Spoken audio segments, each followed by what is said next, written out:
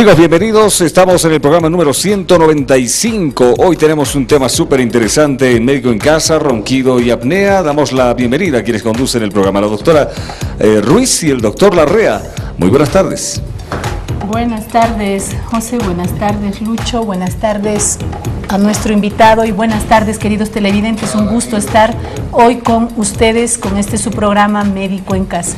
Bienvenido, Lucho, y buenas tardes. Muy buenas tardes a todos los televidentes de Fides TV. Una tarde más en sus hogares, el programa 195, como lo decía José. Y hoy día estaremos hablando del sueño, de los ronquidos, de lo que es la apnea, con un especialista, en este caso el doctor Erwin Rivera. Erwin, muy buenas tardes y gracias por venir a Médico en Casa. Gracias, Luchito, gracias, Charito, y a sus órdenes.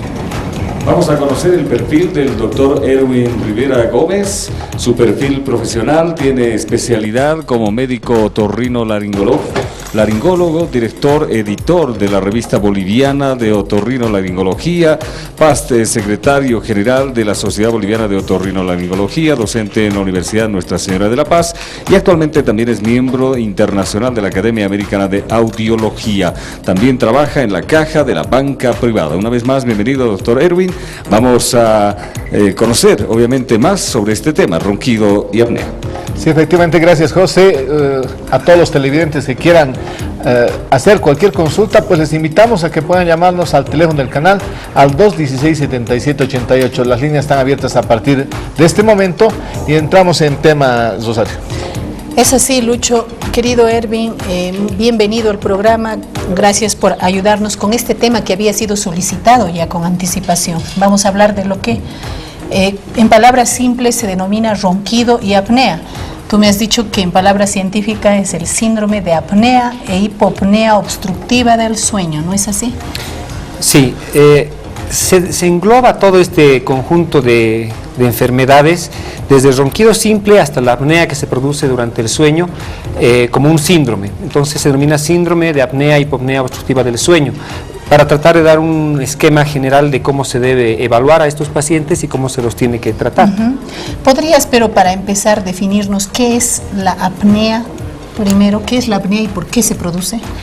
La apnea etimológicamente viene de a, sin, negación, ausencia, y pnea, respiración. Entonces, etimológicamente viene a sin respiración. Ya hablando con los parámetros generales, se tiene que un paciente que tiene una pausa respiratoria durante 10 segundos se denomina apnea durante el sueño. En los niños se puede tomar inclusive hasta 8 segundos porque se tiene que abordar estos pacientes ya cuando tienen una pausa respiratoria de 8 segundos o más. Perdón, una pregunta sobre esta diapositiva que estamos viendo, 7 verdades capitales sobre el ronquido y la apnea. ¿Qué nos puede decir? Hemos tratado de englobar 7 puntos de evaluación que son necesarios que se conozcan. En medicina hay muchas cosas que no se conocen. Sin embargo, existen 7 puntos que son los que hemos querido poner en esta charla, que son necesarios que el paciente sepa, que los médicos conozcan, porque son verdades sobre este SAOS, que denomina SAOS como síndrome de apnea y hipopnea obstructiva del sueño. Es por eso que los hemos preparado para los televidentes. En palabras simples, entonces, la apnea es cuando el paciente, es cuando a la persona la vemos dormir y de repente deja de respirar por un momento. ¿Esa es la apnea? Sí, puede tener un paciente apnea algunos segundos durante el sueño, pero si estos sobrepasan 10 segundos se denomina periodo apneico. Ya. ¿Y el ronquido? ¿Cuál es la diferencia? ¿A qué se debe el ronquido? El ronquido se produce porque existe en este tipo de síndrome alguna obstrucción de la vía respiratoria que hace que el flujo pase más rápido por esta vía respiratoria y al tener sustancias elásticas a nivel del velo del paladar, de la úvula, produce este sonido que conocemos como ronquido, para tener en términos sencillos. La fisiopatología es un poquito más complicada. ¿Ambos son trastornos patológicos o normales del sueño? Buena tu pregunta. Personas normales pueden tener ronquidos simples. Apneas no. La apnea siempre nos lleva a un trastorno patológico, pero de todas maneras, especialmente en niños, un niño no debería roncar. Muchas veces la mamá dice, mi hijito ronca como adulto. El adulto en general no debería roncar. Entonces hay que evaluar cuando esto ya pone en riesgo la salud del paciente. Tiene sus parámetros. ¿Un paciente que sufre de ronquido durante la noche puede tener el riesgo de sufrir apnea y dejar de respirar durante la noche? Sí, entra en un círculo vicioso. Se altera la oxigenación cerebral, se altera los centros superiores, se altera la función respiratoria inferior, los pulmones, tráquea, bronquios y demás. Entonces, no es nomás sencillito, no es ya que vaya al médico para que le opere, le quite el ronquido y listo. No, esta evaluación es multidisciplinaria, como es una de las verdades que vamos a mostrar ahora. Tiene que ser evaluado multidisciplinariamente y no se puede dejar pasar como solamente ronquido o solamente apnea. La repercusión es mucho más allá. Ahora, estamos nosotros con el familiar. ¿Cómo podemos darnos cuenta, Erwin, de este tipo de apnea, de este tipo de quedar en un espacio sin respiración? En la primera diapositiva, no sé si la tenemos. Ahora sí, las diapositivas. Tenemos el interrogatorio, debe ser exhaustivo tanto para el paciente como para la familia. Muchas veces el paciente minimiza, no, es ronco a veces. No es él necesariamente el que busca la ayuda del médico, es la esposa.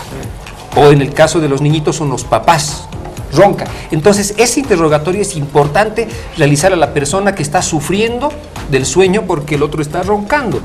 Sí, deja de respirar, se levanta, se sobresalta, no duerme bien, no deja dormir, el sonido pasa de la habitación, estamos a 3, 4 pasillos y lo escuchamos roncar.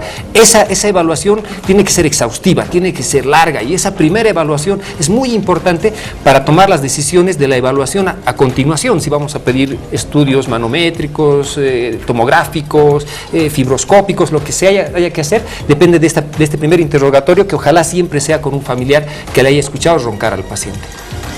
Y después viene lo que es la segunda verdad. La segunda verdad.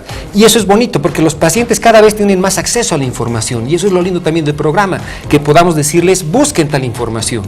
No, muchas veces solamente van al médico y el médico que le falta algo de información, deja pasar muchas cosas. Existen unas escalas para valorar los riesgos de tener este síndrome. Y ahí tenemos algunas, la escala de Epworth, la escala de Berlín, la escala de Stop y Stop Bang, que nos dice si el paciente tiene somnolencia diurna, la primera.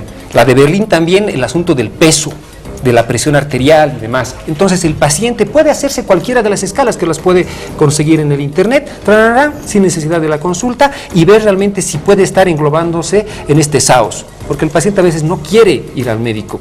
¿Para qué va a pagar? Hágase cualquiera de las escalas que las hemos puesto ahí y no sirven para hacer diagnóstico, sirven para valorar el riesgo de tener SAOS, el síndrome de apnea, hipopnea obstructiva del sueño, si está alterando la salud del propio paciente. Y luego viene el examen 3. físico, sí. Muchas veces el paciente viene, estoy viniendo para que me opere porque dice mi esposa que ronco. Nada, tenemos que hacer todas esas evaluaciones, desde el diámetro cervical que están viendo ahí, 42 centímetros para arriba, ese paciente ya tiene un riesgo elevado de tener un síndrome de apnea, hipopnea obstructiva del sueño. El peso es súper importante y es la primera medida que tenemos que hacer para que el paciente deje de roncar. Si el paciente no baja de peso, no nos sirve de nada pensar en quererle operar o hacer una cirugía. Ahí tenemos en la parte inferior valoraciones de la apertura vocal, el Mallampati que tenemos ahí en la izquierda y el tamaño de amígdalas en el caso de los niños a la derecha. No siempre se trata de operar la nariz o operar el paladar, se tiene que valorar todos estos lugares donde puede haber obstrucción de la vía aérea. Es más, se ha determinado siempre que es multicéntrico, jamás depende de un solo aspecto.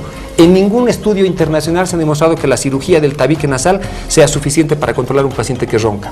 Entonces, fíjense, tenemos ahí una micrognatia, tenemos una retrognatia. La presencia de la mandíbula retraída hacia atrás, tenerla pequeña, ya condiciona que la base de la lengua haga presión y el paciente tenga dificultades al respirar y ronque. Entonces la evaluación también tiene que pasar en estos pacientes por un cirujano maxilofacial para ver avances de mandíbula, cirugías de la lengua, de base de lengua, etcétera, etcétera. En esta parte, la posición ayuda muchísimo para que uno pueda dejar de roncar. Claro que sí, todos los mamíferos deberíamos dormir de barriga. ¿Alguien nos ha dicho? No. Pensamos que dormir de espaldas es lo más lindo, hermoso, nada que ver. La posición de los mamíferos por el tipo de estructura de nuestra columna vertebral, de nuestras costillas, del hígado y demás, tiene que ser de barriga. ¿ya? Entonces, entre los cambios que tiene que hacer, que ojalá saquemos algunas determinaciones de esta entrevista, es cambios en el hábito de vida. El dormir de barriga tiene que ser la ley del paciente roncópata. No puede ser un paciente, sí, duermo de espaldas y voy a seguir durmiendo de espaldas y voy a seguir roncando. No, tiene que hacer cambios en el hábito de vida. ¿Y de costado? Una posición bastante buena es costado derecho, porque el hígado todavía va abajo, todavía respiramos, digiere bien y demás, pero no es la ideal. Y mala posición es costado izquierdo. Y la peor, obviamente, de espaldas. No veo yo gatitos o perritos que estén durmiendo ahí de ¿Y la utilización de la almohada es o no adecuada? Nosotros vemos propagandas y demás cosas de que la almohada especial, no sé qué cosas, fisioterapéuticas y demás cosas. No, tenemos que dormir de barriga. Ese tiene que ser un objetivo, una medida higiénica rápida para hacer una evaluación del paciente, para respirar bien, para digerir bien, para que circule bien nuestra sangre. Tiene que dormir de barriga el paciente. Bueno, vamos a continuar con la cuarta verdad, que es para esto lo que refiere la parte del diagnóstico. Por favor, a Estudios Centrales, la cuarta diapositiva. El topodiagnóstico. Muchas veces va al otorrino, no le ha hecho una buena historia clínica, no ha preguntado nada y agarramos y empezamos a revisar dónde está una posible obstrucción. Aquí están las amígdalas, aquí está la nariz, aquí está el tabique. No es así. El topodiagnóstico no nos dice cuán severa está el trastorno. Por eso es importante hacer estudios complementarios. Y un estudio complementario sencillo es el video sueño. A los niños es muy fácil, uno en el consultorio le dice tiene que filmar al niño durante 15 minutos entre 2 y 3 de la mañana, nos trae el video y hacemos la evaluación. En los adultos es más difícil, no quieren ser filmados, pero la severidad de la apnea debiera pasar siempre por una filmación. O sea, filmar el periodo del sueño de esa persona. Claro. El que nos cuente puede ser exagerado, a veces insuficiente, hay que filmar el sueño. Eso es lo más bonito que se puede hacer para evaluar la alteración del roncópata. Bueno, definitivamente es importante lo que nos está contando nuestro amigo. Vamos a seguir con el tema después de este pequeño corte.